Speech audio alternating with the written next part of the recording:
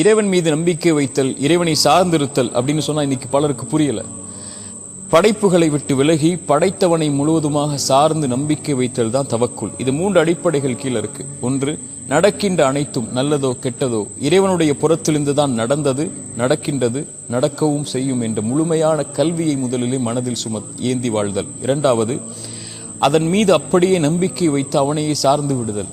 எப்படி மூசா அலைஹிஸ்ஸலாமுடைய தாயை மூசாவை இந்த ஆற்றில் விடுங்கன்னு இறைவன் சொல்லும் போது இதை திருப்பி கொண்டு வருவேன்னு வாக்கு கொடுத்ததுக்கு அப்புறம் ஏன் எப்படி எதுவும் கேட்காம நலவுதான் எனக்கு இது என்று விட்டார்களோ, எப்படி யார் கையில் கிடைத்தால் அறுத்து விடுவான் என்று பயந்தார்களோ, அவனுடைய கரத்தாலேயே மூசாவுடைய தாய்க்கு மூசாவை அல்லாஹ் திருப்பி கொடுத்தானோ, அதுபோல என் வாழ்வில் நடக்கின்ற எல்லாவற்றின் மீதும் இறைவனை சார்ந்திருக்கிறேன். நலவு எது நடந்தாலும் எனக்கு நலவாகவே அமையும் என்ற நம்பிக்கையை அவன் மீது வைத்து சார்ந்திருத்தல்.